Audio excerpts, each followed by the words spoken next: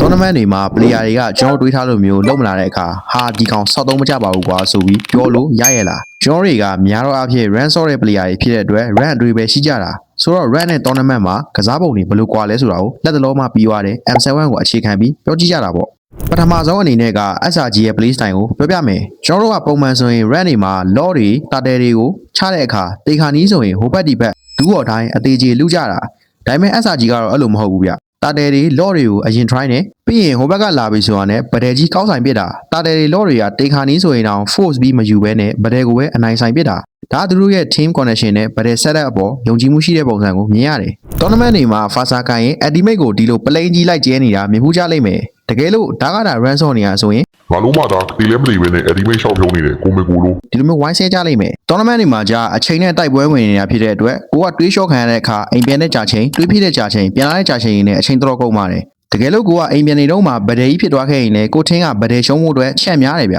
ဖာစာအနေနဲ့ကြတော့ airstrike ကျဲတုံးမှာအရေးကြီးတဲ့ spell တွေဖြစ်တဲ့ flicker တွေပါရလိုက်ရင်တော်တော်တန်တော့မှာအေးရဲ့ပစ်တွေမှာ Leomorph Freya